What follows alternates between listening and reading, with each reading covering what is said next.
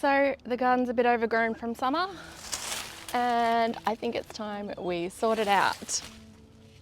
I've got probably 2 empty beds in here. I've got one that's got the pumpkin and I've got 2 that have got sweet potatoes, and I need somewhere to put my garlic, so it's time to get this sorted out. I think I'm gonna need better shoes. So this bed here is resting. In here is a bed I planted in December. Everything can come out of there. I do have a problem with all of these Madagascan beans just taking over. There's heaps in there to harvest, but I think I will pull it out. I might regret that if it becomes hard to get food, but I just need to get it out so I can get other things in. It's so hard to film in here with all of this stuff. But this bed here is empty, and over here we've got pumpkin. I'm gonna leave the cassava and the taro root and the jalapenos. The okra I've just let go to seed.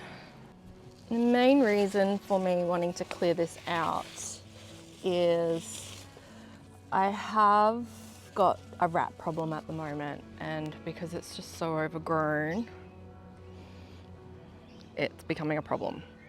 So the goal is to clear everything out, get some garlic in, and prep some beds ready for more cool season crops.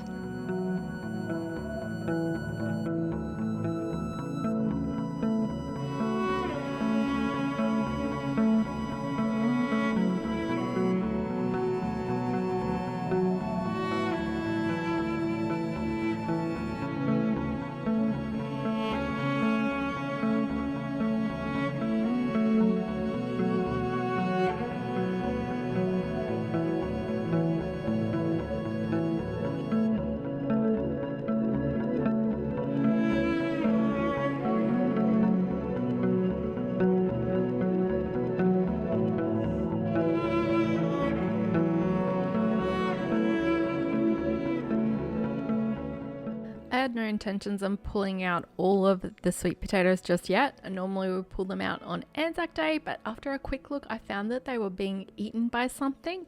Some of them by bugs, and some of them actually look like rats were into them, so they all came out.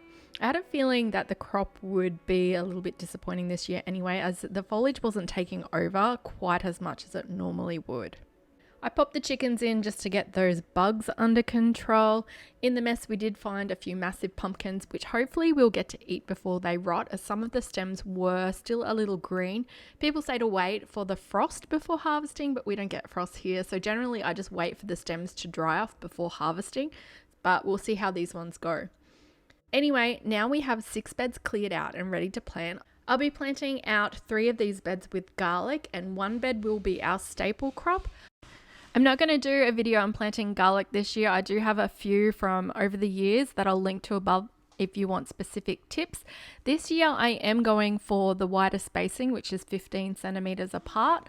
And in 3 of these beds of the varying sizes, I'm going to fit around 130. Any garlic that I have left over, I'm going to freeze, as it won't store for much longer. I like to crush it and put it in flat Ziploc bags and then just break off what I need as I need it. So every month I plant out a staple bed of just fast growing things that are going to turn around in around 3 to 4 months. And this month I will be direct sowing some sugar snap peas and some daikon radish seeds.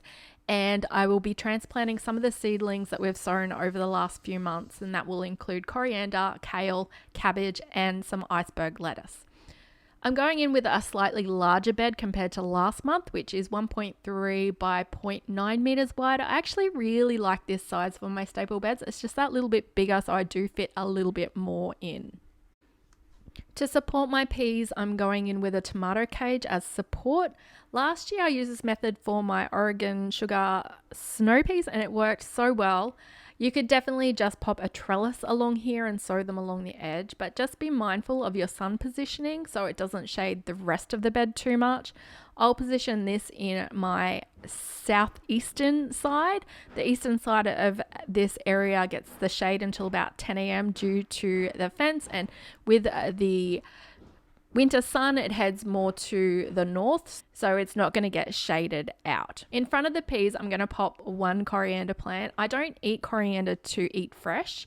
We only eat the ground seeds, but its primary function in our garden is a beneficial flower, so I pretty much grow it for it to go to seed. If, however, you do like eating it, you might want to plant a few more and plant densely in rows and harvest often.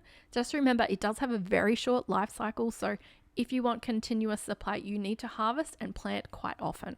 In front of the coriander, I'm going in with a kale plant. I did plant a bunch of mixed ones, so I'm just going to pick one and plant in this position. Now for the rest of the bed, I'm going to break it up into 3 rows around 30 centimeters apart. At the back, I'll plant a row of my Great Lakes iceberg lettuce every 25 centimeters. I should fit around 4 here. The second row will be my cabbage, which will be around 40 centimeters apart, so I'll only fit around 3. The third row, which will be right at the front, it will probably get the most amount of sun, will be my daikon radish seeds. These will get crowded out by the cabbage, but they will finish a lot faster. If you're not loving this combination of plants, for April here in the subtropics of Australia, you definitely could replicate the layout that I did last month. Now to the greenhouse, we're going to sow some seeds to plant out in the next few months. We're going in with a cos lettuce mix, a combination of Swiss chard and some spring onions. I'm also going to get in some dill. This time of year you could also do parsley or coriander. Now is the time that I'm going to be planting my onions as well. I'll likely be planting these out in the garden in late May, early June. I just do these in trenches, just in a pot here, and I do sprinkle it with a little bit of mycorrhizae fungi. Anyway, it's been a busy month of planting, but that's it until next month. If you want to follow along with my monthly planting beds, I do have a bundle of seeds on my website that has everything that I will be planting in these staple beds for the next 3 months. Thank you so much for watching, and I will see you guys next time.